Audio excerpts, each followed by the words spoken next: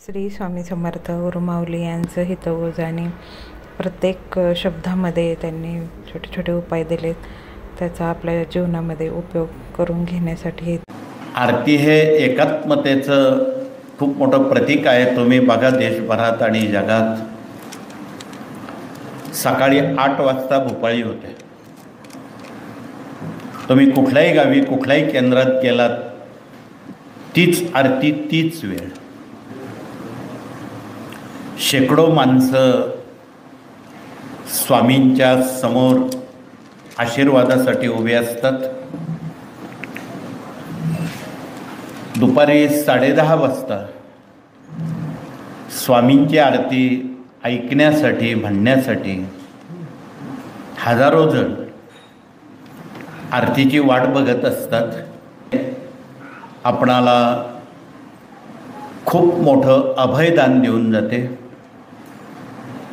आणि सायंकाळी 6:30 वाजता मोठ्या संख्येनं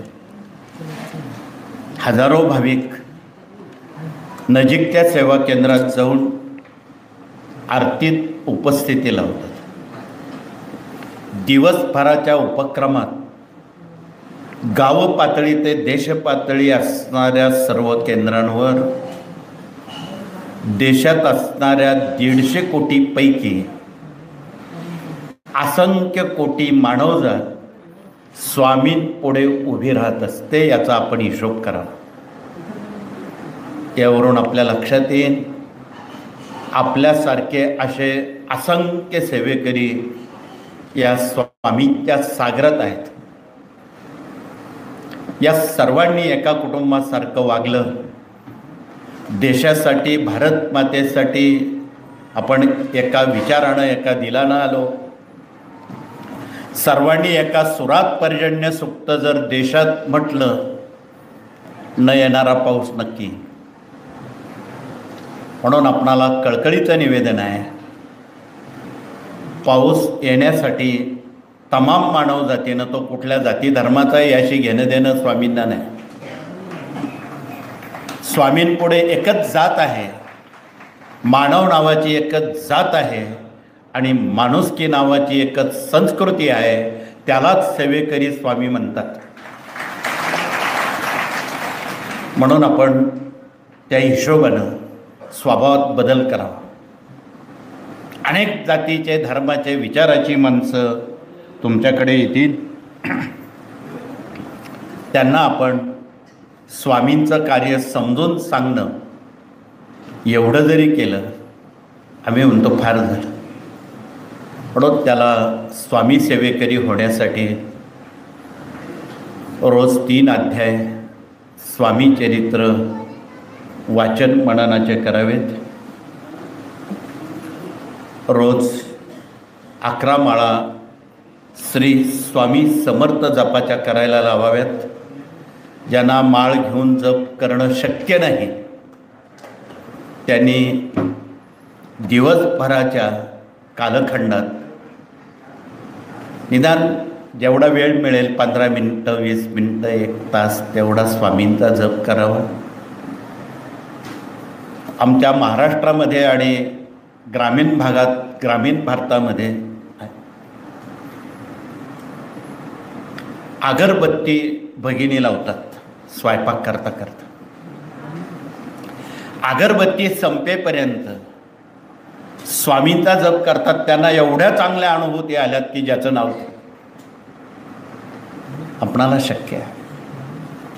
म्हणून आपणा सर्वांना कळकळीचं निवेदन आहे, एक अगरबत्ती संपेपर्यंत जर आपण स्वामींची सेवा केली आणि त्याची रक्षा जी पडेल डिशमध्ये, ते आपल्या हट्टी तापट आजारी विकलांग 12 खोडीचे लोक घरात असतील त्यांना तर ती लावली किंवा पोटातून दिली, सुंटे वाचून खोकला जाईल. तुम्हाला काही करायची गरज नाही. जगात यापेक्षा सोपा मार्ग कुठे नाही. म्हणून यात सबब सांगण्याचं प्रयोजन नाही. आपले बरेच लोक बसनं प्रवास करतात, विमानानं करतात, रेल्वेनं करतात. मनाला काय काम राहतं. मनानं जर आपण प्रवास संपेपर्यंत स्वामींचा जप केला तर शेकडो माळा होतात की.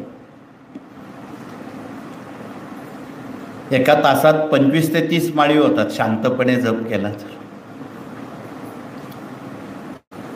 तेवढा वेळेनुसार जर आपण आपलं मन त्यात अडकवलं तर मन कधी अशुद्ध होत नाही, चंचल होत नाही. म्हणून या अविचल मनाजीरावांना स्वामी सेवेच्या विवेकामध्ये अडकून ठेवलं तर पुढच्या ज्या काही घटना आहेत चुकीच्या त्या घडणार नाही. म्हणून आपण याची कृपया खात्री बाळगावी. म्हणून हे जे स्वामी कार्याचं अभियान आहे हे आपण जनमानसात जिथे माणूस भेटेल तिथे आपण पोचवा. आपणच त्याशी बोलावं. तो जरी आपल्याशी बोलला नाही आपण त्याशी बोला. आपण पोस्टमनचं काम करा. त्याला प्रसार यंत्रणा म्हणतात, प्रचार यंत्रणा म्हणतात. म्हणून त्या दृष्टीनं आपण प्रसार प्रचार यंत्रणेमध्ये या कार्याचे आपण आधी अभ्यासक व्हावं, नंतर उपासक व्हावं. अनुभव आल्यावर उपासक झाल्यावर इतरांना तो अनुभव सांगण्यासाठी प्रचारक व्हावा आणि प्रचारक झाल्यावर हा कार्याचा प्रसार आपण गावापासून देशापर्यंत ग्राम अभियानातून प्रसार करावा. हे खूप मुद्दे अभियानाच्या दृष्टीनं महत्त्वाचे, इतर माणसं स्वभाव जोडण्याच्या दृष्टीनं महत्त्वाचे आहेत.